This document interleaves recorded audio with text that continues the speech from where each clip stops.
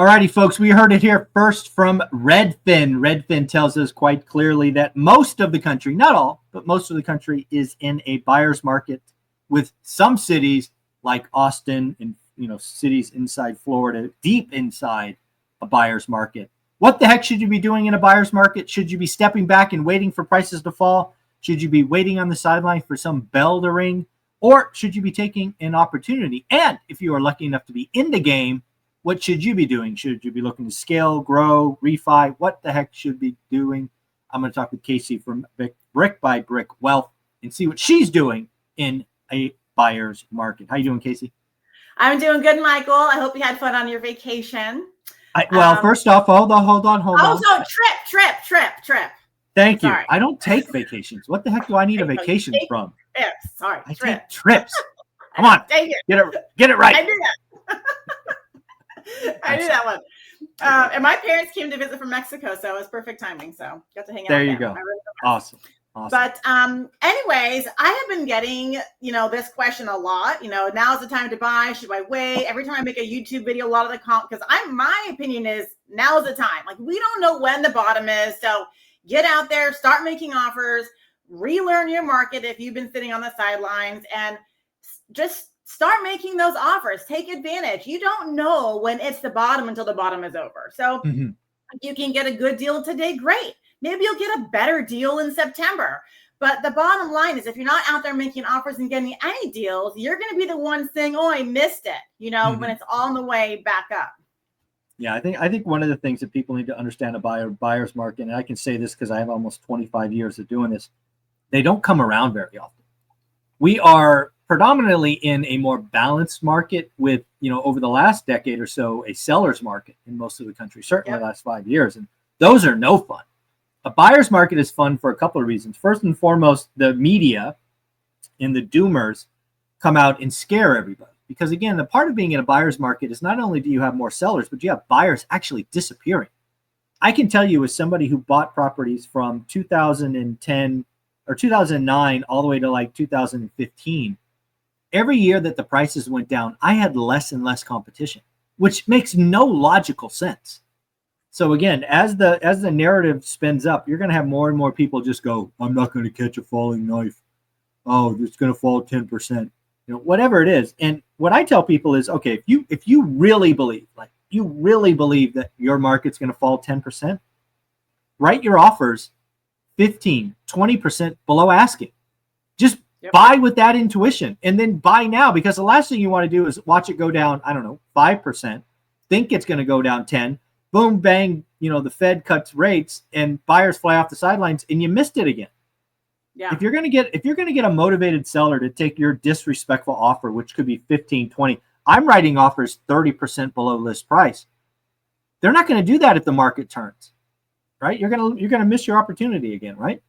Yeah, I think sellers some of them are coming around, but most people don't watch mortgage news. They don't pay attention to what's happening in the housing market. Most people just don't. They go, oh, look, my neighbor's for sale signs in the yard. I wonder what it's worth. They go, oh, wow, they're going to get that. Maybe I'll sell. People don't pay attention as much as you do. And I pay attention to what you're doing for the most part. I'm not huge on the news every day of my life, and I'm still seeing sellers that are overinflating their prices. They are not back down to reality. So, Michael, I've been looking for a lake house forever. And even since, COVID times. Oh, yeah. And, the problem is there haven't been any, lakefront properties they're not everywhere, right? There's only a lake and there's only so much property on the lake. So there haven't been a lot of properties available for sale on the lake over the past 5 years, even though we've gone and looked and made offers. We're seeing more properties. I'm seeing more properties come on the lake, even in the higher, because I'm always looking to move to, even in the higher price range. More properties are coming on the market just since probably March.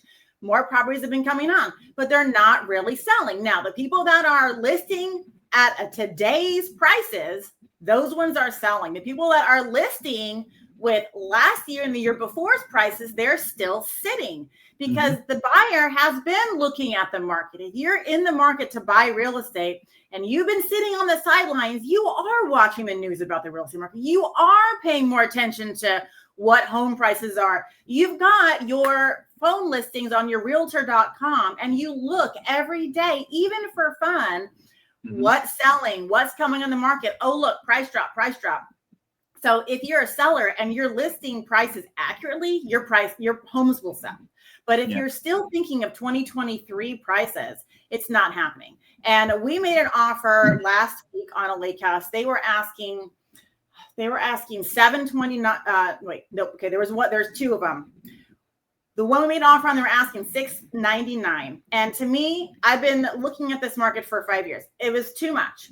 And in my opinion, it's worth $605. We were there for 2 days looking at properties. The second day, they dropped their price to $659. Well, we were already writing up our offer for $605.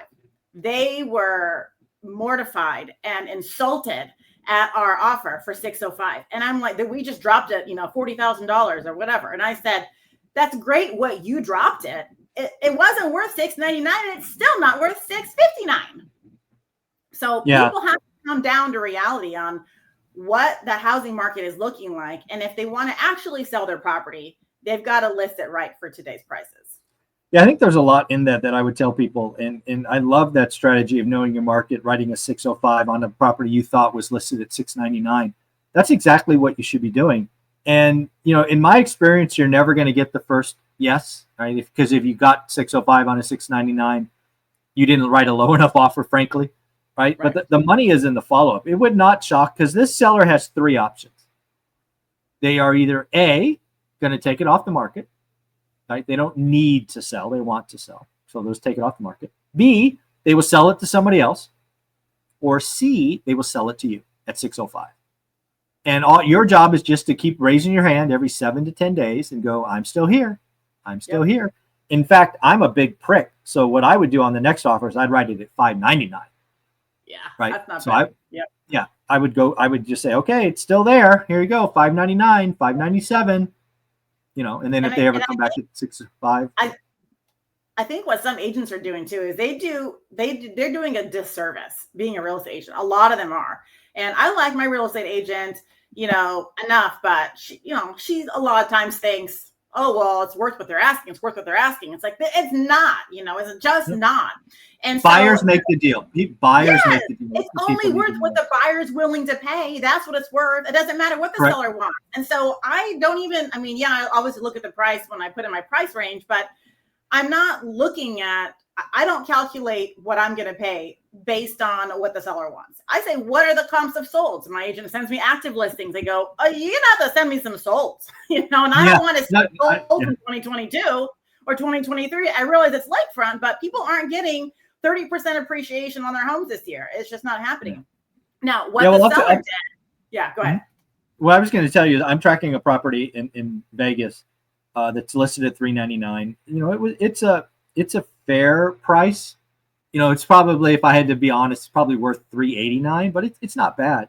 But here's the deal. I'm trying to be a buy and hold landlord. So my offer only makes sense, and it's only a great yield at $300. Yep. So again, I'm waiting for this to be on the market 75 days because I don't want to, I'm not going to put it out there until it's really expired. But I'm going to write the offer up probably next week, if not the following week. It's at $300,000 cash, 10-day close, and see if they want to sell. They're probably going to be offended, just like yours, and tell me to F off. But again, at the end of the day, I know they're either A, going to take it off the market, which is fine. B, find somebody else that'll pay more than me. Or C, sell it to me. I don't need that house. I am lucky enough to be a buyer who wants one quality, great deal. And my numbers only work at 300. Now, they don't have to take it. They probably won't. But I'm willing to write that offer at 300, follow up every 10 days thereafter. And I know, because I've done this before, I'm going to have to write 50, 60, 70 of these over the next 90 days. But eventually, some seller's going to be like, I need to sell. And he's the only guy. I mean, Vegas, it's 120 degrees in August. He's the only guy writing offers. I got to get to Tennessee where my kids are. And they're going to go, okay, I'll take it. The sellers, they're so stubborn, Michael, because they'll let properties sit for a year $500,000 or $600,000 property, and they'll drop it 20 grand in a year. I'm like, what are you doing? 20 grand. Yeah. So this lake house that we're interested in, and we would make it our own lake house and Airbnb it, which I don't really want to do, but as the investor in me, I can't not do it. There's one literally 3 doors down, new construction. Right? I don't know if it was a vacant lot or they mowed over the other one, but brand new build with a dock and everything. They were asking, now they've dropped it down from $850, but it has been on the market over 400 days. Wow. And I know they've had price drops. And when that new construction home dropped their price the day we were there, because we looked at both houses, they dropped theirs from $729 to $699. So then an hour later, the one that we like, the older one, dropped theirs. Now, I know that the new construction home would probably sell to me, and it's probably the better investment as far as wear and tear. They didn't do some things with it that they should have. The views aren't there, the windows aren't there, so that's a big part of the allure of lake homes, and they didn't hit the mark on that front. But what the listing agent did for the house we like is all they did, I can tell, is they just looked at what the neighbor's home price was, because it was new, and said, well, we should probably just list it a little bit less than the new one. And that one's been sitting for over a year. Like, neither of you guys are on par with home prices. It's insane. So again, what I would do, what I would do in a situation is I would write offers up on both houses roughly at the same price and tell them in the offer, I'm writing offers on multiple properties. The first one to say yes, we'll take. Again, the whole idea that in a buyer's market is the buyers have the power. Buyers make the deal. And you never know. I mean, that new house constructed, you never know the story. Maybe they have a construction loan that's still on, variable financing. They're getting eaten alive. Maybe they built this as a house for them to enjoy, and then one of the spouses died and they don't want to go back there. There's all kinds of stories. Yeah. And I might write the 605 on both of them and see which one takes. If the new one takes 605, then great. I'll put in new windows and fix that problem, right? Yeah, it is brand new. It's never been lived in. I know the people bought it to sell it as for an Airbnb. There's a story there. I would seriously write 605 on both, see what happens. Yeah. I think the new one's worth less just because it has a smaller living room. It only has a sliding glass door looking out from the living room. It's stupid. The other one has windows all across, several hundred feet. It's like, well, I'd rather take the older one and put money into it, than the new one, even though it's brand new. It's just, got it. Not as appealing. So to me, the new one's worth less, and that it's smaller too, but it's worth less in that aspect. Yeah. Well, let's talk about what other people should do. Again, a buyer's market. Sometimes, like if you're in the game, maybe you started a couple of years ago, you have some equity. What do you think if somebody comes to you and says, "Hey, should I go do a cash out refi or put a second equity line?" Should people try to be raising dry powder today? What do you think?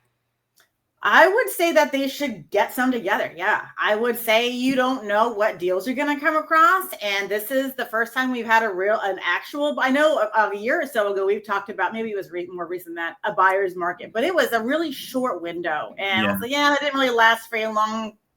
But this is it. All across the news, sellers are out, there's more sellers than buyers everywhere across the country for the first time in a decade. So it's a legitimate data buyer's market. So get your dry powder. Where can you get money from? But don't put the cart before the horse. Don't be looking how to scale. How am I going to buy 10 properties this year? If you don't even know your market, if you don't even know what a good deal is, if you don't have your team in place, have your realtor already looking for you. Who's going to be your property manager? Start looking at rents, filling out your spreadsheet. Know what makes a good deal in your zip codes and your submarkets. And while you're doing that, say, okay, well, where can I get money from? Can I get an equity line of credit on my primary residence? Are there any properties on my own that I could do, any rentals you could do a cash out refi on if you wanted? There's a lot of ways to get money for properties. And I think that, see where you can get money, even if it's, looking for seller financing deals if you don't have funds, or even finding some private money, a partner to work with, someone to work with. Oh my God, I did a video a few weeks ago and actually did really well. But it's really good. One of my top videos got like 60,000 views. I was so proud. But I think I pumped up private money lending too much because everyone's like, what app do I go to for private money lending? What platform? I'm like, private lending is not really a platform or an app. It's a person, it's a friend, a family member, a next door neighbor that has cash and doesn't understands the power of investing in real estate, but is scared to do it, doesn't have any experience, but would love some, some short-term returns on that. So talk to your friends and family members about real estate and say, hey, if anyone has 50 to 100K, I've got, if you are the one that has experience, you have a few rentals or properties or experiences under your belt, say now is the best time. I could get you double-digit returns backed by real estate in 6 months. Are you interested in that? Now's the time. But before you go looking to scale, you really should know your market. Get ready. No, it all starts with knowing the market. And I tell people, like this morning on the Daily Financial News, we talked about a Brandon Turner post on Twitter. It went something like this. Hey, I'm 23 years old. I got 45 grand. I want to buy out of state. What do I do? And I'm like, dude, you're gambling, right? Until you know your market, you have a buy box. You can answer one question, what an average deal is. Hide that money. Right? You have no money. You have no money until you know what a good deal is. And especially if you're going to borrow private money from friends and family. If you don't know what a great deal is, don't waste your time. You're just gambling. You did bring up seller financing. I think one of the things people need to realize about a buyer's market is seller financing really becomes an option, right? If you have a seller who's selling a property and they have equity, you can pay more. You frankly could pay more if they're willing to take a second, willing to carry the whole thing. It's just a process. I've done, millions of dollars in seller financing, usually in a buyer's market, right? Because in a seller's market, they just get their price and move on. But I have, God, let me think, 25% of our portfolio are on seller financing notes. All of them bought during buyer's market, and many of them with rates below 5%, with a couple at 0. This is because you can negotiate. So seller financing becomes more probable and possible in a buyer's market. So great advice. Yeah, I love that. And I think about that too. If, it brings up like, ooh, I'm always wanting my next dream home. And there are the $1 million homes. They're sitting on the market. They're sitting there. They're not moving. They're, $10,000, $20,000, $50,000, $100,000 price drops that I'm seeing across the country in a lot of markets, because there's a lot of places I would live. And it's like, that's true. Now is the time where seller financing could really make a play, because there's a lot of these older people that have lived in these homes for a long time, probably put tons of money down when they bought them in the first place. They're ready to downsize. First of all, they don't want to take that huge equity gain to pay capital gains tax on if they've already moved out. So they may enjoy a seller financing offer with a lower interest rate and get what they want for it. Because people have these numbers in their mind. Oh, I got to get X for my house. I got to get X for my house. And it's stupid, but you can give them X for their house in return for a lower interest rate. No, absolutely. And worth it, versus 7%. Yeah, I've told people plenty of times about this real life example. There was a guy that wanted to sell me at the time a 100K house for 120. And I did what I always do. I followed up innocently. And then I finally made a comment after like 6 or 9 months. I'm like, I'll pay 120, but you've got to get me seller carry, and you got to carry the 100K note, because I was going to put 20K down at 0% interest. And he said yes. He was only fixated on the 120. That's all he wanted, right? And I'm convinced this guy went around and told all his buddies on the golf course how he screwed this investor, how he sold a 100K house for 120. But he always forgets to say, I gave him $100,000 at 0% interest. I guarantee you he doesn't say that part. But hey, again, you never know unless you ask. I think seller financing is a big deal in a buyer's market. I love it. Yeah, I think it's a good strategy. Absolutely. That's a good one. I'm glad we talked about it. I hope people watch to the end. That was a good tip. There you go. Well, Casey, you do a lot of great stuff on YouTube and Instagram. Where can people find you, and go find this great video at 60,000 views? Yeah, no, I was so excited. It was like 3 weeks ago. So you can find me and my awesome video on YouTube. So Brick by Brick Wealth. You can see me on Instagram, daily content, Brick by Brick Wealth. And if you're interested in getting coaching and learning more about what I'm doing, you can check me out on my website, brickbybrickwealth.com. So easy. There you go. Thank you.